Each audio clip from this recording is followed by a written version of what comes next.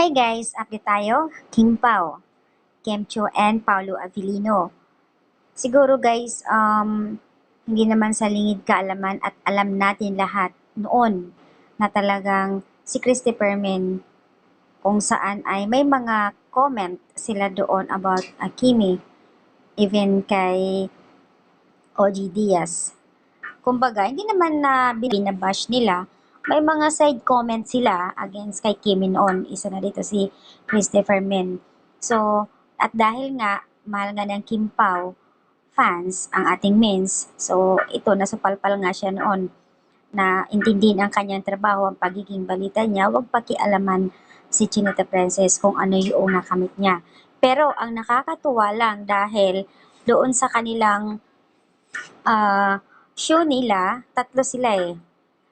Poring-pori nila si Chinita Princess, also Paulo Avellino. Dumating sa punto nga na pag-uusapan yung kanilang pagiging business-minded at sa kanilang love team. Nasa lahat ng mga love team sila talaga yung nagiging sikat at di umano'y nasa ibang bansa sila, ipinakita nila yung pagiging caring sa isa't isa. Masasabi natin na mag-asawa na sila. Masasabi natin na talagang sila na. Pero, ayon sa kanila, dagdag pa nila, ano naman ngayon, bagay naman silang dalawa. Pareho silang may business. Malaki na yung na-invest nila sa tagal na nila sa industriya. Yun po yung mga kataga na binibitawan nila. Nakapagtataka lang dahil kung dati, binabash nila, maraming mga side comments sila about kay Kimi, pero nito lang mga nakaraan na lagi nila tinitrend, lagi nila nababanggit ang Kim Pao. Puro naman pampagood vibes, puro naman pagpuri ang ginawa nila ngayon para sa Kim Pao. O diba, parang bumaliktad. Nakakatuwa lang isipin na may mga ganun talaga.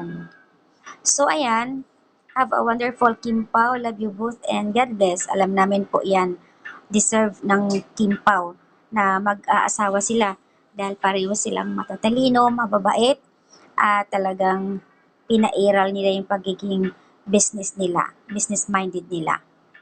So, again, nagpapasalamat ibang mga netizens.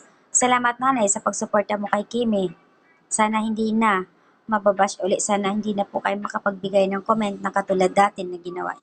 Kim Pao lang sa Kalang Forever. Marami kami nakasupport sa Kim Pao.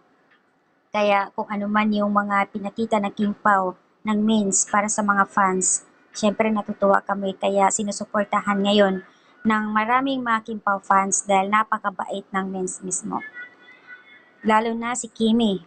So, ayan guys, ang update nakakatuwa lang. Ayos sa isang comment, very humble, kind, very helpful sa kanilang dalawa lahat. Nandyan na lalo na kay Kimi, sobrang umapaw ang kanyang blessings. Kaya congrats sa Kim Pao natin.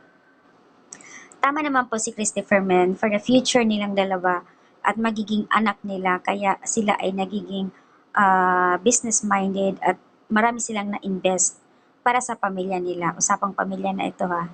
O diba, you're the best talaga. Nakakatuwa.